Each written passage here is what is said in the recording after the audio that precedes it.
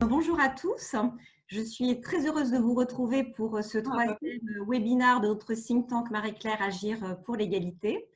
Alors comme vous le voyez, eh bien, nous ne lâchons rien puisque depuis le début du mois de mars, eh bien, nous vous proposons régulièrement de poursuivre les travaux en ligne, ce qui nous a amené à échanger avec vous sur différents thèmes chauds de notre actualité, comme par exemple les nouveaux modes de travail ou de management ou encore la lutte contre l'isolement.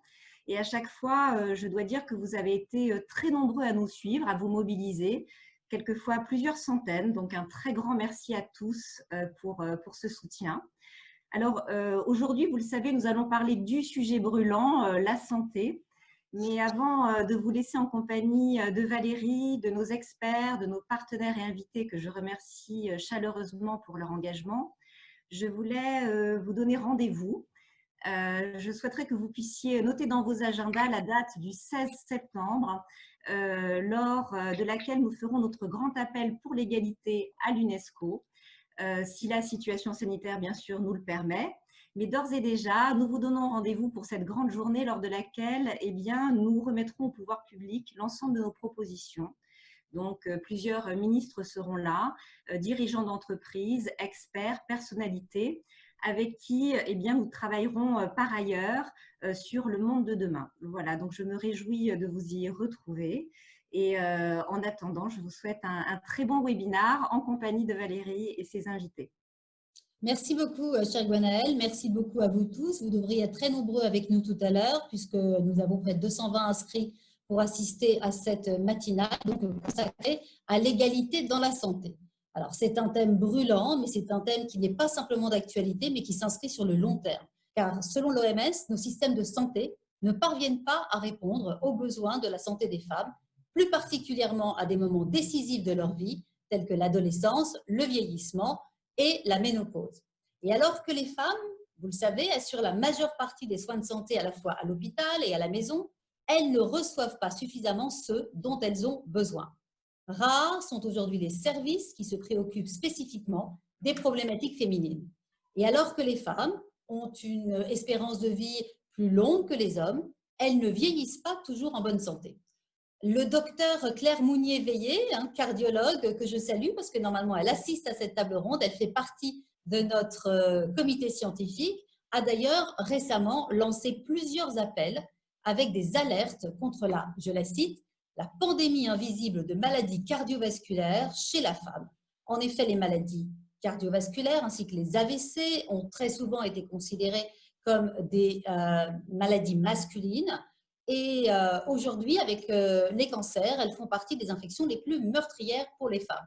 Les symptômes étant différents de ceux des hommes, il y a parfois des erreurs de diagnostic fatales.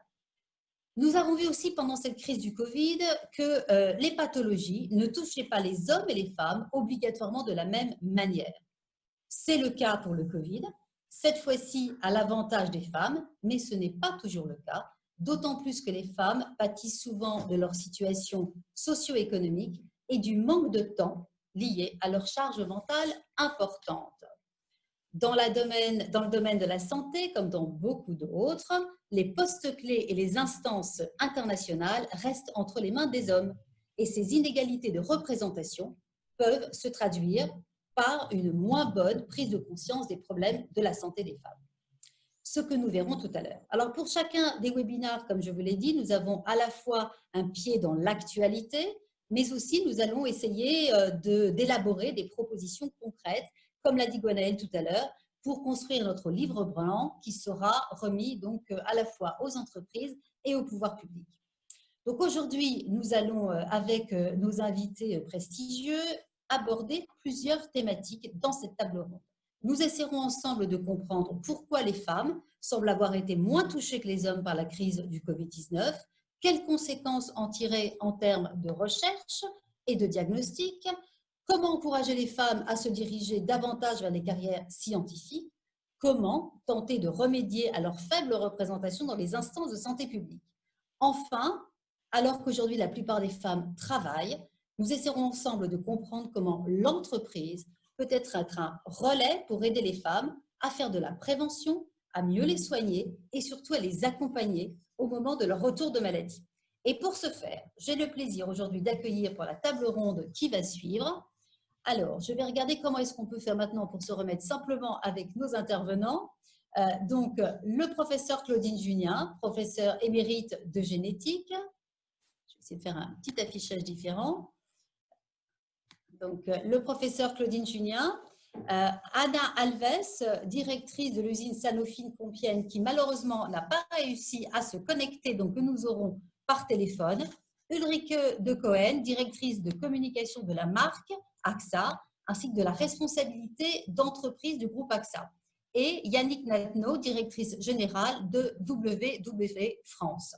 Alors, je tiens aussi à remercier tous les nombreux experts, les médecins, les professeurs, qui vont nous rejoindre dans la deuxième partie de cette session du think tank pour les ateliers de travail. Alors, ils sont très nombreux, donc je ne pourrai pas les citer tous, mais j'aimerais quand même remercier certains qui font partie de notre comité scientifique et d'autres, en particulier le docteur Gada Hatem, le docteur Alain Toledano, le docteur Olivier Babinet, Hélène Bonnet, les docteurs Isabelle Badinier, Bernard Amsalem, Jean-Christophe Seznec, Stéphane Manzo-Silberman. Excusez-moi, je ne peux pas tous les citer. J'aimerais aussi remercier Alexandra Palt, directrice générale responsabilité sociétale et environnementale de L'Oréal et directrice également générale de la Fondation L'Oréal. Donc, tout ce beau monde pour participer tout à l'heure à l'élaboration de nos propositions.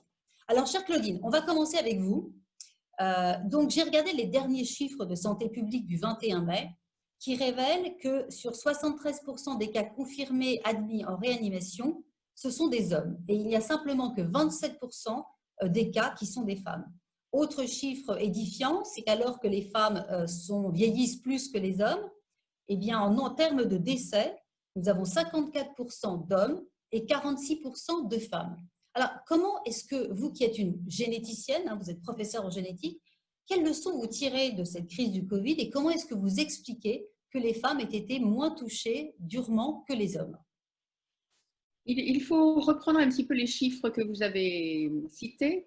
En fait, je vois en France, mais surtout aux Pays-Bas, il y a plus de femmes qui sont touchées par la maladie, qu'elle soit grave ou pas. Il y a plus de femmes. Et ça vient du fait que les femmes sont beaucoup plus exposées. Elles sont exposées au niveau hospitalier. Les infirmières représentent 80%. Elles sont exposées aussi dans les EHPAD. Les EHPAD, c'est 75% de femmes. Donc, en fait, les femmes sont plutôt protégées, mais compte tenu de leur surreprésentation, on en trouve quand même un petit peu plus. Donc, il faut arriver à voir quelle est la réelle différence de mortalité. On voit que parmi les formes graves, c'est 75% d'hommes, mais parmi ceux qui sont décédés, il y a 2 fois plus d'hommes que de femmes. Voilà, donc en fait, elles sont touchées par la maladie, elles ont contracté la maladie parce qu'elles sont en contact avec cette maladie, mais néanmoins, elles ne développent moins les formes graves de la maladie. Elles sont moins sensibles, elles développent moins les formes graves et donc elles meurent moins. Et alors, comment est-ce que vous expliquez ça? Est-ce que ça, c'est dû, vous m'aviez dit lors de notre entretien, que c'est parce que nous avions 2 X et que finalement, c'était peut-être une meilleure protection que les hommes qui ont un X et Y?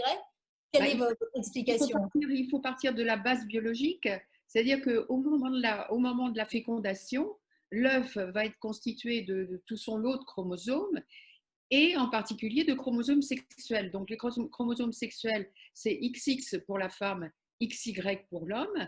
Et en fait, tous les gènes qui sont codés par le chromosome X, étant donné que la femme a 2 X, elle aurait pour tous ces gènes une double copie qui s'exprimerait. Mais ce n'est pas comme ça que ça se passe. En fait, il y a un X qui est inactivé au hasard dans toutes les cellules, mais il y a 23% des gènes qui échappent et qui sont exprimés en double dose. Et dans les gènes qui sont exprimés en double dose, il y a des gènes qui sont impliqués dans l'infection virale, c'est-à-dire ce qui va permettre d'infecter le plus possible de cellules, et des gènes qui sont impliqués dans la fabrication des anticorps. Et on sait que si on on abolit ce gène, si on fait ce qu'on appelle un knockout, si on abolit ce gène, eh bien, on sait que par exemple chez la souris, il n'y aura pas d'anticorps. Donc ces gènes jouent un rôle très important. Et du côté de l'homme, alors là, on a un chromosome Y qui n'a pas beaucoup de gènes, il n'a qu'une centaine de gènes, mais il a un gène majeur qui est le gène qui va permettre le développement des testicules et également du pénis, mais aussi des hormones. Et donc, c'est par la formation de ces gonades que le mâle va pouvoir sécréter les hormones qui jouent un rôle très important dans tout ce type de régulation. Et donc, les hommes ont un certain nombre de gènes, un gène qui est indispensable à la formation des gonades mâles et d'autres gènes qui s'expriment dans le cerveau, dans les glandes surrénales, dans le système nerveux, dans bien d'autres tissus sans que l'on sache obligatoirement à quoi ils servent dans ces tissus parce que ça n'a pas encore été étudié. Donc, il y a plein de gènes potentiels qui peuvent expliquer les différences hommes-femmes et ce d'autant plus qu'on a déjà mesuré le rôle de ces gènes alors dans les maladies auto-immunes, dans les infections, dans les maladies cardiovasculaires et dans les infections qui nous intéressent pour le Covid. Donc, ce qui est assez fascinant dans ce que vous nous dites, c'est que finalement, donc, il y a des réactions, pas simplement dans la Covid, mais dans différentes maladies, entre les hommes et les femmes. Alors, est-ce que ça signifie, selon vous, qu'il faudrait que la médecine prenne plus en compte le sexe et le genre?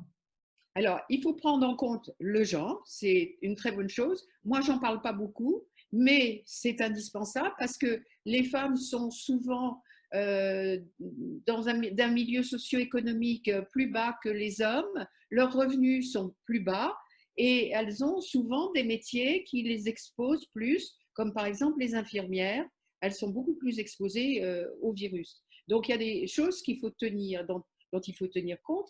Mais par contre, sur le plan biologique, il faut prendre conscience de notre biologie et ça, c'est tout le temps écarté.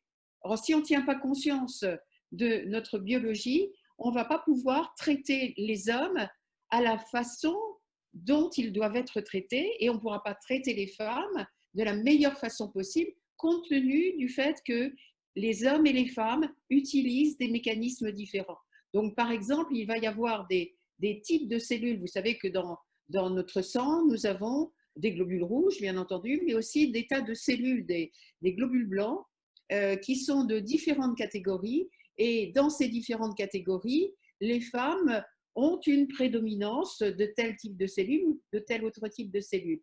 Donc, si ce sont ces types de cellules qui interviennent dans les mécanismes de l'infection par le virus, puis de la réaction de l'organisme à ce virus, il faut tenir compte de ces différents mécanismes et essayer d'avoir des médicaments qui ciblent les mécanismes qui sont typiquement féminins ou typiquement masculins. Et c'est comme ça qu'on aura une médecine plus sexuée et aussi un peu plus genrée. Donc, ce que vous nous dites, c'est que pour avoir une meilleure égalité face à la santé entre les hommes et les femmes, il faut à la fois prendre en compte les réalités socio-économiques des femmes, souvent plus exposées avec moins de revenus, et prendre aussi en compte donc, les différences à la fois génétiques et sexuelles donc, de la médecine. Autre élément important que j'ai abordé tout à l'heure, qui pourrait peut-être expliquer pourquoi on n'en a pas suffisamment, c'est la faible représentation des femmes dans les instances représentatives. Alors, l'OMS a pourtant recommandé qu'il y ait plus de femmes dans les instances représentatives et on s'aperçoit que ce n'est pas vraiment le cas, hein, puisque si je regarde simplement en France, le comité scientifique du gouvernement pour la Covid-19, sur les 11 membres, on a 9 hommes et 2 femmes. J'ai regardé aussi les chiffres qui montrent que dans le corps médical est composé de 46% de femmes. Et pourtant, l'Ordre des médecins compte près de 3300 conseillers, mais moins d'un tiers sont les femmes. Et sur le nouveau Conseil national, il y a 15 femmes sur 56 membres. Le bureau, 2 femmes sur 17. Alors, comment expliquer, alors que 46% des femmes, des médecins sont des femmes, elles soient aussi peu représentées? Est-ce que s'il y avait une meilleure représentation des femmes, on aurait peut-être une meilleure prise en compte aussi des problématiques féminines? Il faudrait que, comme pour les conseils d'administration, par exemple, les conseils d'administration, la loi Copé-Zimmermann, je crois, prévoit qu'il doit y avoir 40% de femmes. Et c'est un chiffre qui a été étudié, pour lequel on a démontré qu'il y avait effectivement plus de créativité quand il y avait au moins 40% de femmes dans un comité. Et un autre élément que j'ai trouvé très intéressant, c'est que parmi les sociétés qui ont déposé le bilan là ces jours-ci parce qu'ils n'arrivaient pas à s'en sortir, il y a très peu de femmes qui sont à la tête des entreprises qui ont déclaré faillite. Il y a beaucoup plus d'hommes.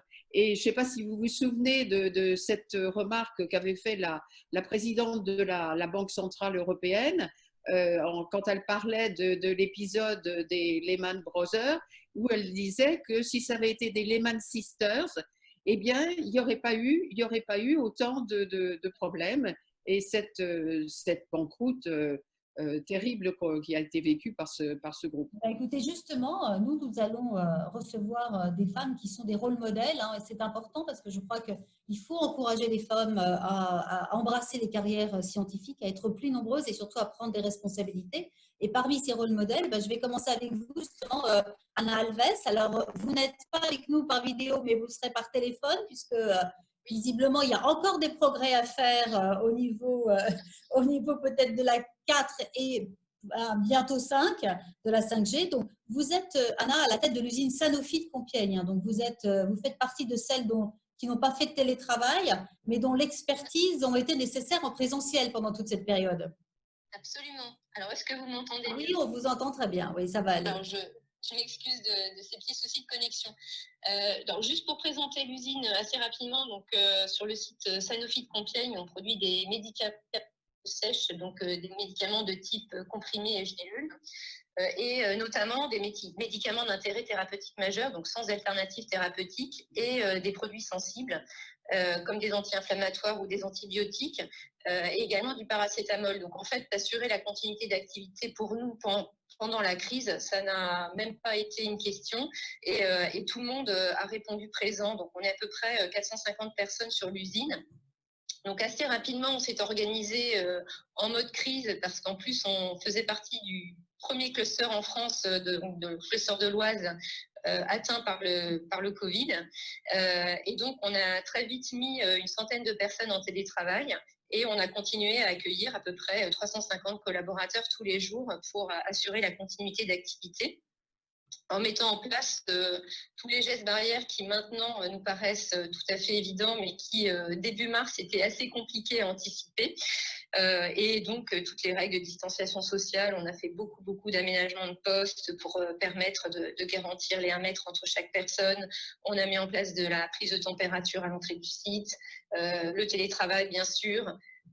Et donc, on a géré comme ça au jour le jour l'actualité, l'évolution de la situation, les cas qui se présentaient sur site, les événements. Et donc, on se réunissait et on continue à le faire d'ailleurs toujours aujourd'hui avec mon comité de direction. Donc, 2 fois par jour, c'était la posologie, c'est toujours la posologie. Donc, matin et soir, on fait un point, un petit bilan d'activité et de la situation sur le site. Et puis, excusez-moi, juste pour finir, ce qui est assez nouveau pour nous, c'est de gérer cette notion de télétravail, parce que sur les sites de production, c'est vrai que c'est assez atypique de travailler à distance. Et donc, il y a eu un vrai travail aussi à faire pour accompagner les télétravailleurs dans qui ce n'était pas vraiment le mode de fonctionnement habituel. Et donc, pour également garder le lien avec ces télétravailleurs qui se sont retrouvés très loin du terrain. Et donc, on a mis en place un certain nombre de dispositifs pour, et en tout cas, moi, personnellement, m'assurer que, d'une part, tout allait bien pour eux et qu'en plus, ils pouvaient rester connectés avec l'usine. Et Anna, vous avez combien de femmes dans votre usine ? Alors, le ratio homme-femme n'est pas très bon. Alors, c'est historique, hein, parce qu'on a 70% d'hommes aujourd'hui sur l'usine, notamment parce que le travail de production, c'est un travail qui est posté, donc les gens travaillent en 3-8 et qui est assez physique. Donc, historiquement, c'est des équipes dans lesquelles on a peu de femmes. Et le manque de turnover de l'usine nous permet difficilement de rattraper ce ratio. Et en revanche, si je prends mon comité de direction, on est à parité exacte, donc une moitié de femmes et une moitié d'hommes. Voilà. Merci beaucoup pour ce témoignage et bravo encore pour votre engagement. Mais justement, quand on parle des rôles modèles, c'est important. Si on veut faire en sorte qu'il y ait plus de femmes qui se dirigent vers les carrières scientifiques, vous êtes un exemple. Qu'est-ce que vous avez envie de dire justement aux jeunes femmes qui hésitent et qui se disent c'est un monde d'hommes? Alors vous êtes non seulement dans la santé, mais vous dirigez une usine. Comment est-ce que une jeune femme comme vous a réussi à avoir une direction d'une usine? Et quels conseils vous pourriez dire aux jeunes femmes pour leur dire mais allez-y, il n'y a pas de plafond de verre et ce monde-là aussi vous êtes ouvert? Ben, j'ai envie de leur dire osez, ne doutez pas de vous et ne laissez pas les autres douter de vous. Et surtout, ne pas s'auto-censurer parce que je pense qu'il y a un petit côté éducationnel chez les femmes qui fait qu'on a moins d'assertivité et on ose moins affirmer nos ambitions. Donc, ne soyez pas timide, faites-le. Et puis, j'encourage aussi toutes les femmes à se définir des limites. Et si je prends mon cas particulier, j'ai moi-même des enfants qui sont assez jeunes, hein, puisque j'ai un petit garçon de 5 ans et une petite fille de 8 ans. Donc, c'est quelles limites on se fixe, notamment sur l'amplitude horaire, parce que je pense que c'est aussi ce qui freine le plus les jeunes femmes, et c'est absolument pas leur capacité à le faire, c'est plus leur capacité à gérer de front et une vie pro et une vie perso. Et quand les limites sont dépassées, il faut savoir dire non. Et à nouveau, je prends mon cas particulier, c'est ce que j'ai toujours fait et c'est relativement bien accepté finalement, dans la mesure où par ailleurs, le travail est fait de manière tout à fait acceptable, efficace et voilà. Merci beaucoup, Anna. Je crois que c'est important dans notre think tank. À chaque fois, on essaie de montrer l'importance des rôles modèles et justement de dire tout, oser y aller et il faut qu'on ait plus de femmes dans la santé. Alors, Yannick Natneau, vous êtes la directrice générale de Weight Watcher. Alors, je dirais que parmi les conséquences de ce Covid aussi, hein, ça a été la prise de conscience du lien entre l'alimentation et la santé. Et aussi, le deuxième qui a été le retour des Français au fourneau. Donc, pour le meilleur et pour le pire, le meilleur, c'est que c'était très convivial. Le pire, c'était parfois peut-être quelques kilos, mais malgré tout, on s'est aperçu que même parfois, la nourriture pouvait avoir un effet bénéfique pour la santé et en tout cas pour la famille. Mais moi, ce que j'aimerais savoir aussi, c'est que vous avez continué hein, donc, à travailler pendant toute cette période-là. Vous êtes rentré dans les familles, vous êtes rentré dans les maisons et vous m'avez dit, regarder la charge mentale des femmes. Parce que quand on parle de la santé des femmes, on l'a dit tout à l'heure, un des éléments qui renforce l'inégalité entre les hommes et les femmes, c'est cette fameuse charge mentale. Alors, qu'est-ce que vous pourriez partager avec nous voilà, sur les conséquences de cette crise du Covid et sur, selon vous, comment est-ce qu'on peut agir concrètement pour diminuer cette inégalité? Oui, merci Valérie. Donc effectivement, chez WW, on a aussi radicalement changé les choses avec une priorité qui était de mettre à l'abri chez eux à la fois nos membres qui étaient invités dans des ateliers physiques et nos équipes, nos coachs et nos guides.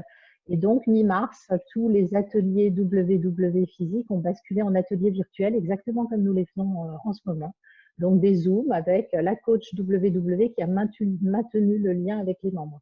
Et notre retour sur la crise, il est assez précis puisque nous avons, par le biais des plus de 200 000 Français qui sont abonnés et donc qui ont l'application, l'app WW, on a une bonne idée de la variation, de la différence de consommation.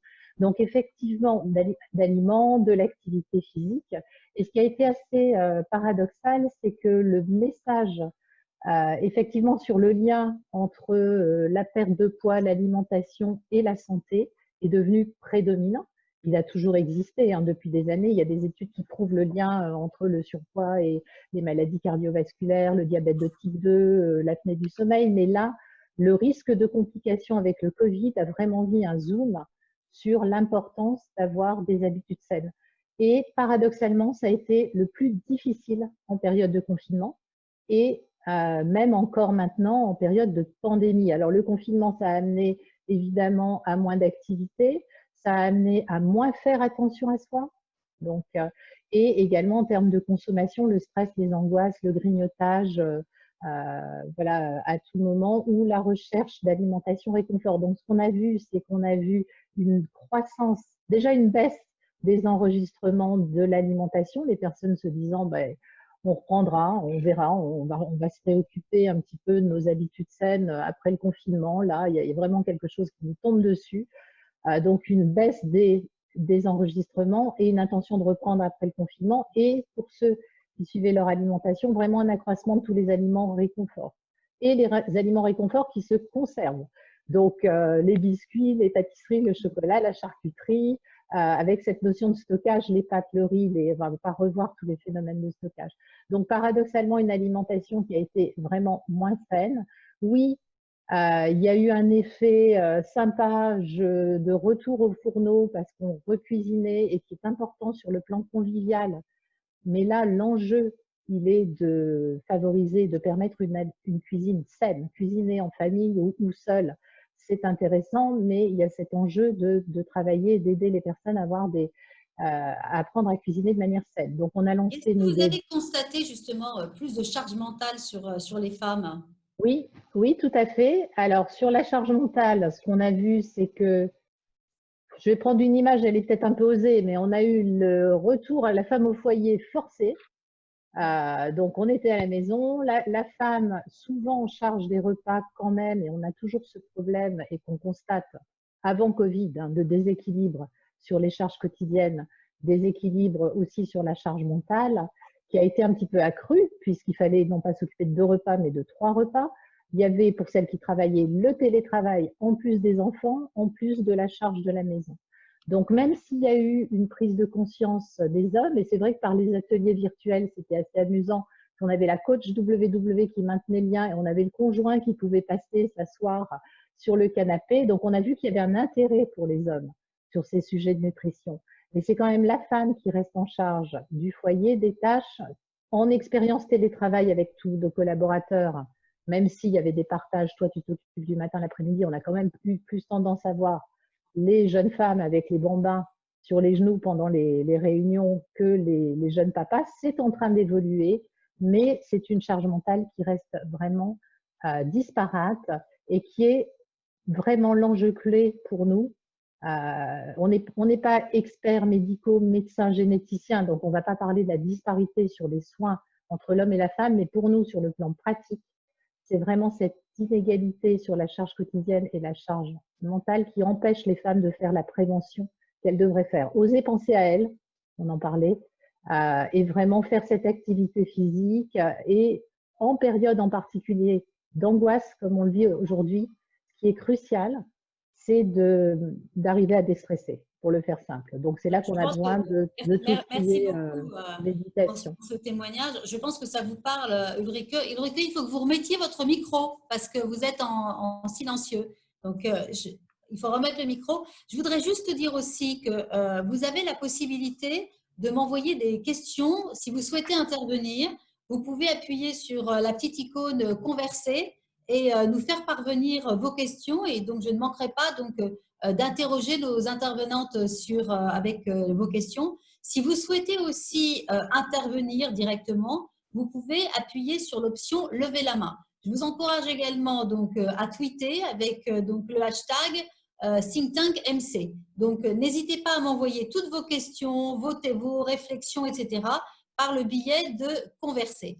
Alors, Ulrike, je l'ai dit tout à l'heure, vous êtes directrice de la communication et du RSE du groupe AXA.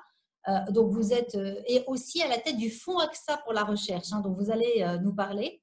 Mais en tant qu'assureur, quand on parle de la prévention, ça doit vous parler, la prévention. Et vous, qu'est-ce que vous avez? Vous avez été un observatoire de la santé des femmes.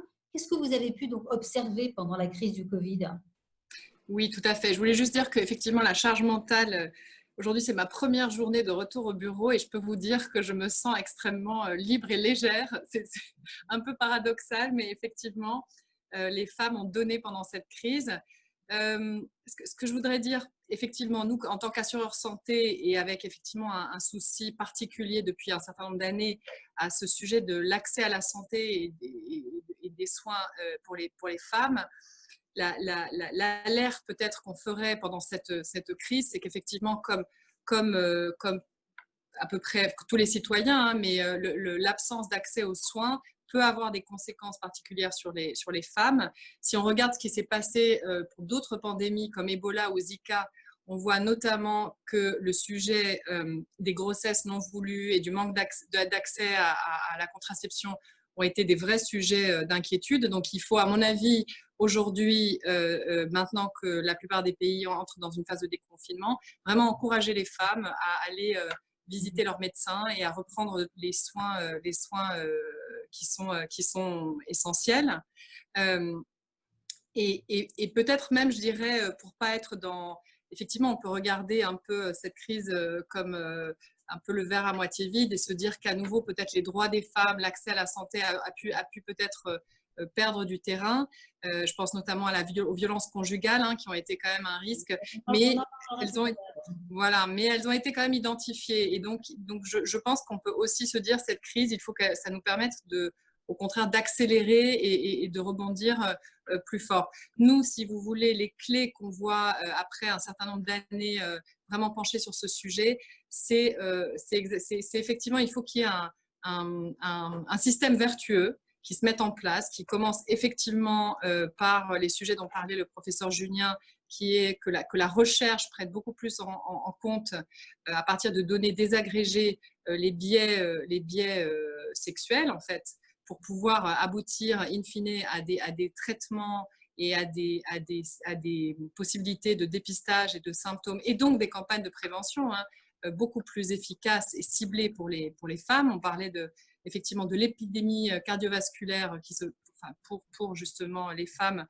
Eh bien, comment le combattre si les campagnes de prévention sont encore adossées à des symptômes plutôt perçus chez les hommes.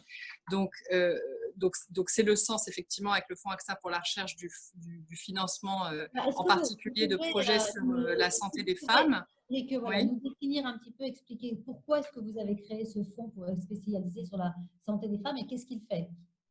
Alors, donc AXA a un fonds pour la recherche depuis 10 ans qui couvre l'ensemble des risques, et en particulier les risques de santé. Et nous avons fait le constat que très peu de projets de recherche, en fait, mettaient un petit peu je dirais, le zoom sur ce sujet-là. Très peu dans l'ensemble des projets que nous soutenons, 600 projets depuis 10 ans. Donc, vraiment une sous-représentation des sujets de santé spécifiques aux femmes et effectivement de cette approche plutôt genrée de la recherche et de la médecine. Et donc, on a voulu mettre l'accent.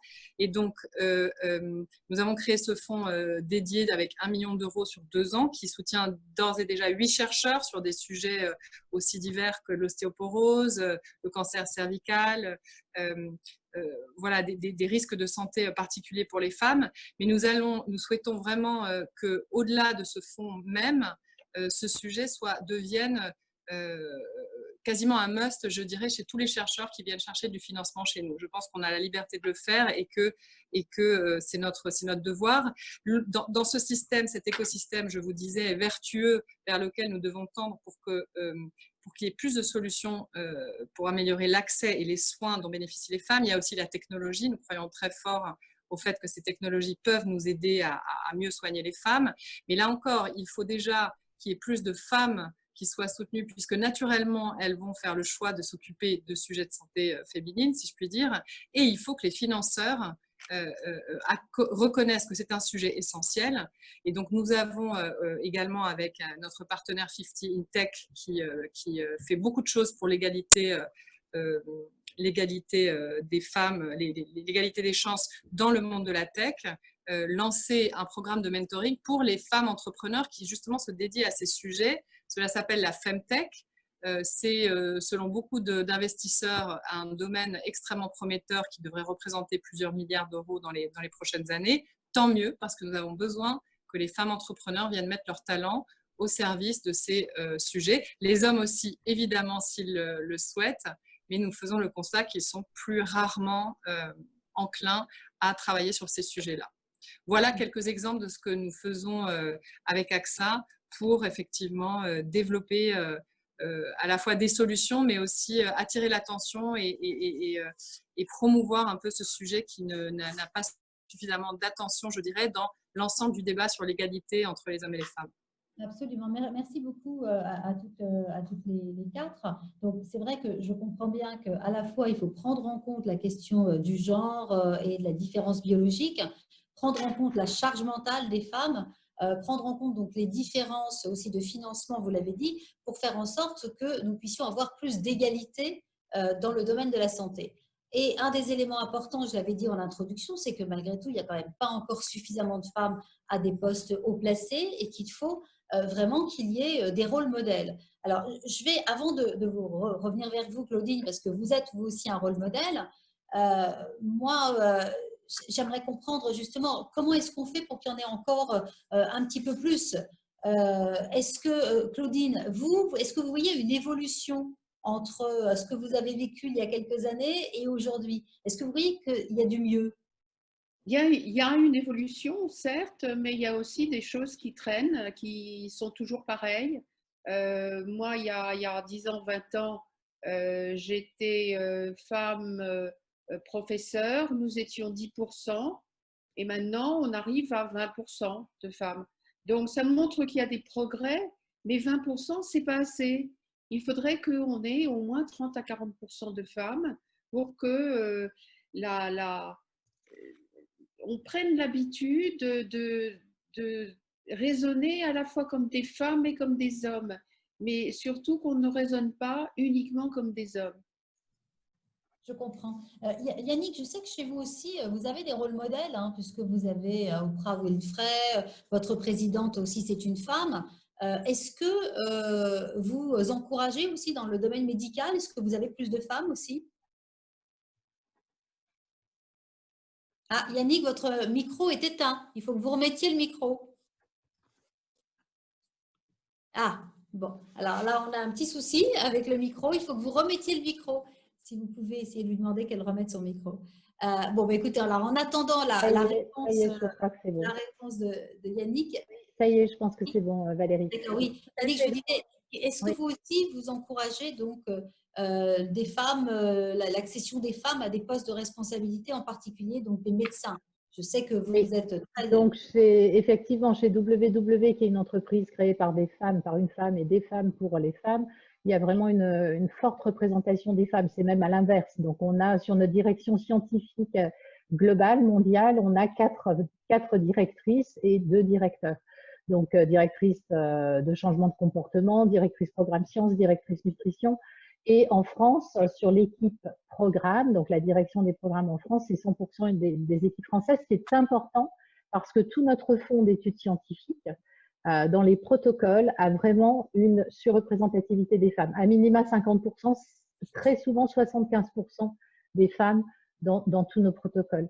Notre CEO, elle est femme. On a Oprah Winfrey qui intervient donc en termes de rôle modèle, qui est au sein de notre conseil d'administration et qui anime aussi des lives en ce moment pendant la pandémie pour servir de rôle modèle sur les habitudes saines. Mais ce que j'ai envie de dire, c'est que le rôle modèle n'est pas forcément que des femmes d'influence et de pouvoir. C'est important pour faire changer les choses. Le plus important, c'est d'avoir des femmes rôle modèle dans l'action. Donc, j'ai vraiment envie de penser on a parlé des infirmières, des aides-soignantes qui ont été vraiment au cœur de la crise. On peut penser à tous ces modèles de femmes qui interviennent maintenant dans l'entrepreneuriat social. Et d'ailleurs, c'est vrai qu'on a demandé à Anna Alves d'être à nos côtés parce que c'est vrai qu'en tant que directrice d'une grosse usine chez Sanofi, elle est clairement un rôle modèle et montrer qu'on peut être aussi dans l'action de cette manière-là. Avec le Covid, c'est d'autant plus important de changer les choses. Donc, c'est l'action et la capacité à changer les choses, la prise de conscience. Et un des points positifs de cette crise, c'est la santé qui prime. Et il faut changer les choses. Il faut qu'ils se remettent un équilibre dans la société sur des éléments fondamentaux. Et je suis persuadée que ça ne peut passer par l'équilibre femmes-hommes.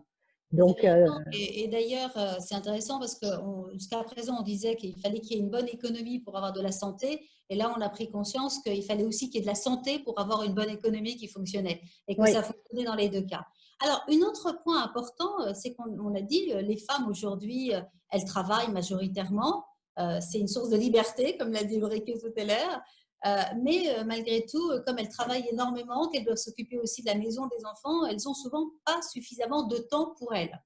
Et nous, ce que je voudrais voir avec vous, c'est comment est-ce que l'entreprise pourrait être un relais à la fois pour la prévention de la santé des femmes et pour accompagner les femmes, peut-être en leur proposant à l'intérieur des consultations ou de faire voilà, des démarches ou expliquer en tout cas ce qu'il en est au niveau de la santé des femmes. D'autant plus qu'il y a une étude OpinionWay il y a 2 jours qui a démontré que 78% des Français exigeaient que leur entreprise assume un rôle social contribuant au bien-être collectif et que pour ces Français, les actions les plus importantes, c'était l'équilibre vie professionnelle, vie privée à 91%.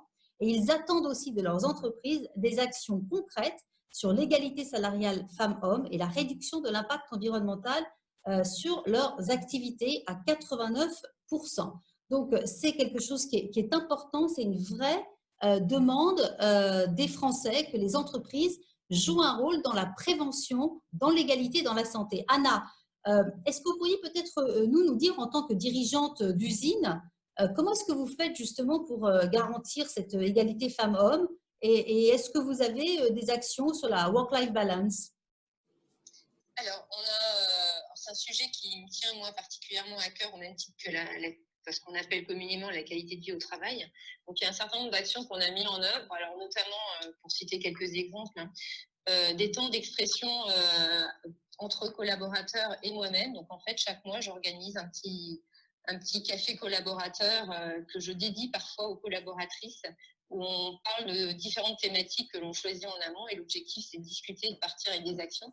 Et d'ailleurs, un des cafés collaboratrices que j'ai organisé l'année dernière portait sur justement l'équilibre vie personnelle, vie professionnelle. Et la conclusion de ça et l'action qu'on a mise en œuvre concrète derrière, c'est qu'on a interdit sur le site les réunions avant 9h et après 17h.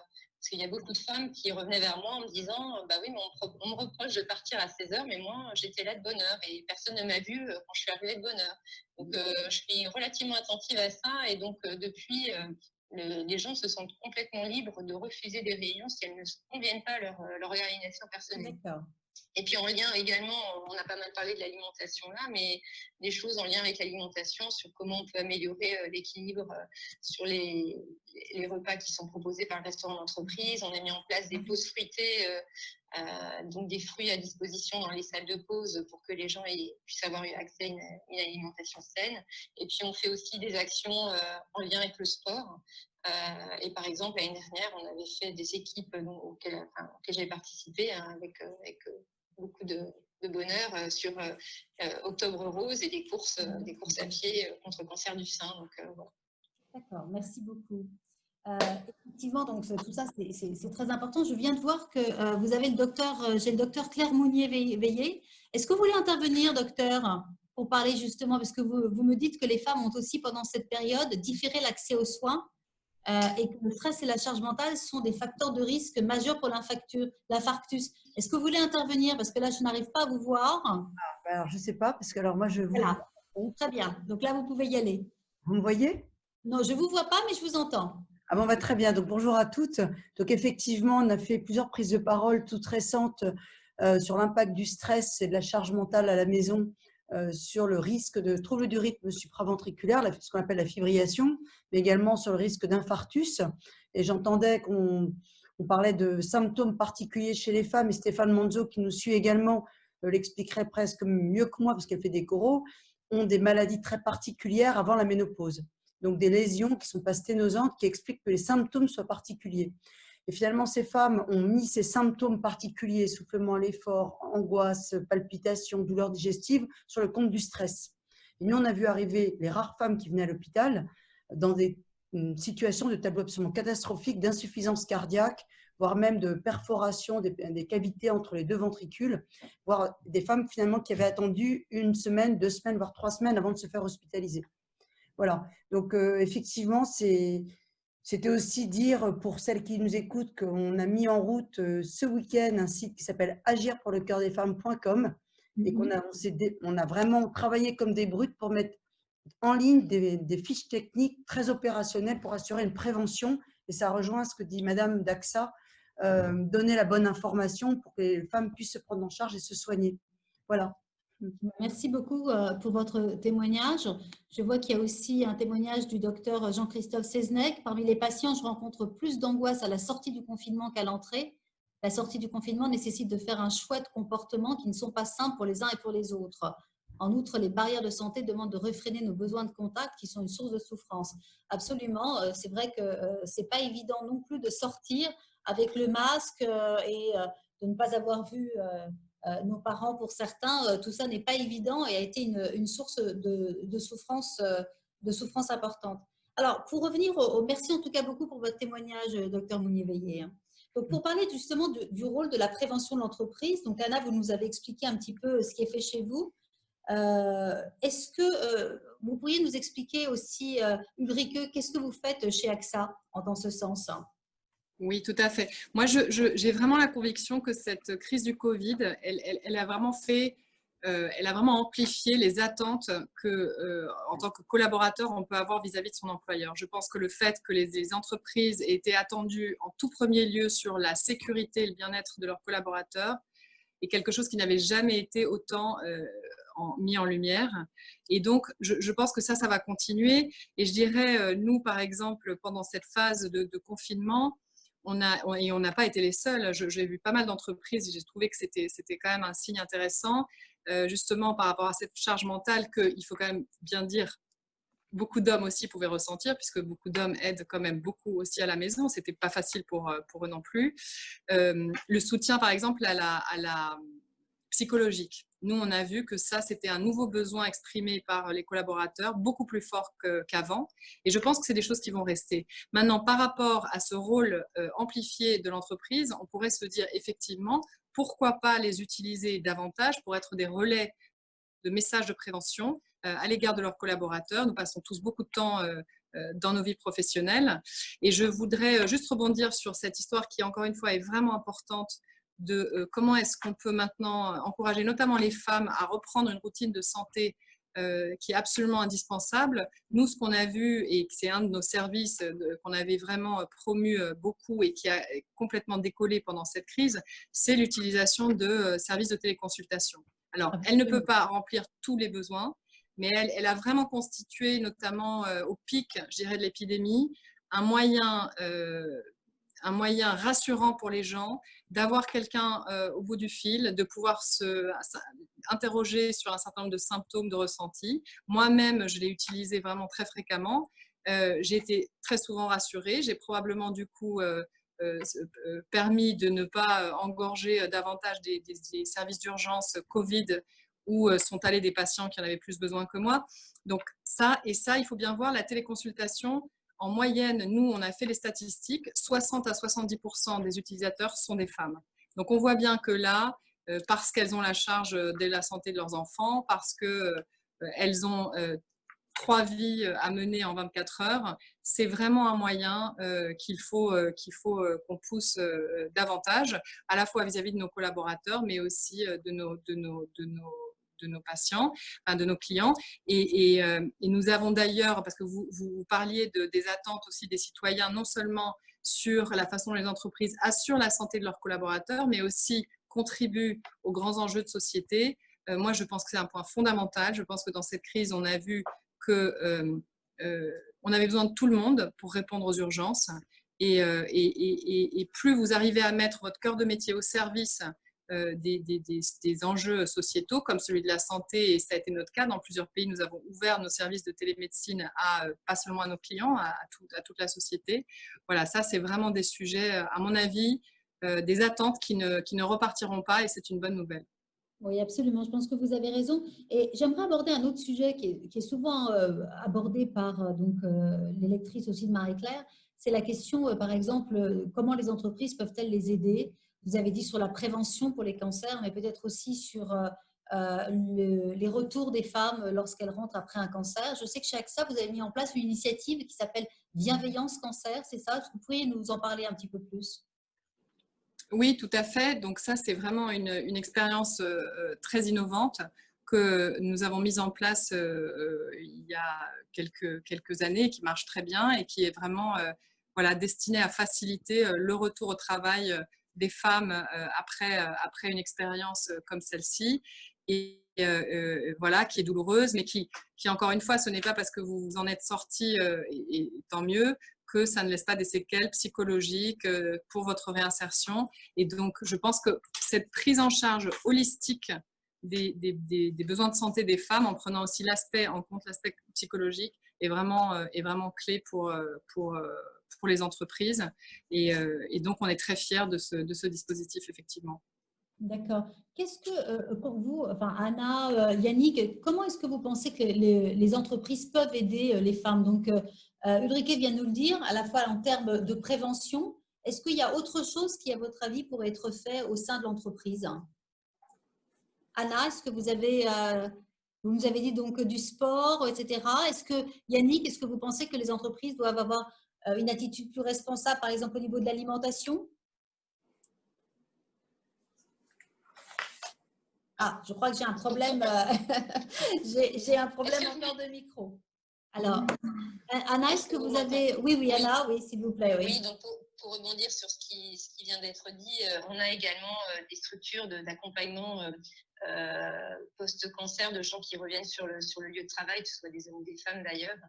Et on a également des cellules psychologiques qui existent. La gestion des risques psychosociaux, c'est une préoccupation qu'on a depuis longtemps dans l'entreprise. Et donc, on avait déjà… avant cette période de crise sanitaire et de confinement, des cellules psychologiques à disposition de nos salariés pour être à l'écoute. Et c'est déjà un gros travail d'accompagnement qu'on fait aussi avec la médecine du travail pour essayer d'être dans de la prévention et puis accompagner des gens qui en ont besoin. Effectivement, je pense que la médecine du travail peut jouer un rôle important à la fois dans la prévention, dans l'accompagnement et dans la détection aussi justement de femmes qui sont en souffrance. Et comme l'a dit Ulrike tout à l'heure, pourquoi c'est plus important encore plus pour les femmes? C'est parce que les femmes n'ont pas le temps et que visiblement elles ont moins le temps ensuite de prendre des rendez-vous quand elles rentrent chez elles. Elles prennent des rendez-vous pour leur mari, pour leurs enfants et peut-être moins pour elles. Mais ça sera justement l'un des thèmes que nous allons aborder dans les ateliers tout à l'heure. Je voudrais savoir s'il y a d'autres personnes qui veulent intervenir et qui veulent témoigner sur cette table ronde. J'ai récupéré mon micro, je crois, Valérie. D'accord, ok. Alors, je pense que la réponse chez WW en tant qu'entreprise pour nos collaborateurs, le terme a été dit, c'est vraiment holistique. Et avoir des habitudes saines sur l'état d'esprit, en ce moment, le stress est énorme et il est en train de faire des dégâts. Donc, nous, on avait, quand on était en présentiel au siège, on proposait des massages à nos salariés. Maintenant, évidemment, on a basculé sur proposer nos meilleurs coachs. Donc, nos coachs qui puissent accompagner les personnes qui pouvaient vraiment ne pas être à l'aise en télétravail. Paradoxalement, on s'est aperçu que c'était plutôt nos jeunes isolés en studio parisien qui avaient besoin de ce lien. Et même s'ils étaient geeks, qu'ils étaient sur les réseaux sociaux, etc., c'est pas pour ça qu'ils n'étaient pas plus en souffrance que ceux qui étaient en télétravail dans leur foyer, dans leur maison, un petit peu en dehors de Paris, etc. Donc, c'est comment on adapte vraiment en tant qu'entreprise ce que nous proposons aux salariés au contexte de la pandémie. On est post-confinement, certes, mais la pandémie va durer. Donc, pour les aider sur l'état d'esprit, le sport, c'est pareil. Donc, nous avons une allocation bien-être chez WW pour l'ensemble des salariés. Évidemment, les salles de sport sont fermées, donc on est passé plutôt sur des lives sportifs, donc qu'on peut suivre et qui incitent et qui permettent d'ailleurs à des personnes qui ne font pas de sport, celles qui sont les moins bien armées, les plus vulnérables face au virus, à aller faire du sport parce que c'est plus facile dans son salon. Et évidemment, la nutrition. Ouais. Donc, des points importants, oui, l'entreprise peut jouer un rôle. Néanmoins, on se rend compte qu'il y a cette nouvelle tendance qui va être de faire du télétravail. Donc, ça va être encore un autre ajustement de voir comment les entreprises vont détecter les souffrances lorsque si on est un peu plus dans le télétravail. Donc, si ça peut être des atouts parfois pour les femmes, on l'a vu lors d'un précédent webinaire, ça n'empêche que pour détecter justement les problématiques et ceux qui sont en souffrance, ça risque d'être un petit peu plus difficile. Et on ne peut pas aborder une session sur la souffrance, sur la santé des femmes, sans terminer en disant un mot sur les violences faites aux femmes. Vous le savez, ces violences faites aux femmes, elles ont explosé pendant le confinement. Je crois que juste en Paris, c'est 36%. Et là encore, quand on parle de santé des femmes, c'est au cœur de la santé des femmes. Je sais que, par exemple, chez vous, chez AXA, vous avez fait quelque chose pour accompagner aussi la violence contre les femmes. Est-ce que vous pourriez nous en dire un mot, Oui. Oui, bien sûr, c'est un sujet qui nous tient très à cœur et AXA France a été vraiment pionnier il y a bien des années pour s'engager sur ce sujet-là. Et donc, très vite, lorsque nous avons pris les premières mesures d'aide à la PHP, livraison de masques et de repas, nous avons dit ce sujet est primordial. Il faut aussi que dans ces circonstances, on renforce notre soutien. Et donc, c'est le sens d'un soutien additionnel que nous avons apporté pour un montant de 200 000 € à Toutes Solidaires, qui est une initiative portée par la Fondation des femmes et qui a permis de renforcer l'offre en termes de logement pour les femmes en danger, de soins de première nécessité, mais aussi de matériel technologique et d'outils digitaux pour leur permettre la communication avec leurs proches. Et c'est vraiment un engagement dont tous nos collaborateurs sont extrêmement fiers. Ouais, écoutez, bravo effectivement pour cet engagement. Est-ce que l'une d'entre vous souhaite rajouter encore un mot sur l'une des thématiques que nous avons abordées, puisque c'était une table ronde assez vaste en termes de sujets. Bien, écoutez, dans ces cas-là, c'est moi qui vous remercie pour vos participations. Vous savez que donc dans quelques minutes, nous allons commencer les ateliers. Vous êtes très nombreux à pouvoir participer à ces ateliers, donc je compte sur vous. Et comme l'a dit Gwenaëlle tout à l'heure, donc ces ateliers, l'objectif, c'est d'élaborer des propositions concrètes qui ensuite donc, permettront donc, de construire notre livre blanc qui sera remis à toutes les entreprises ainsi qu'au pouvoir public.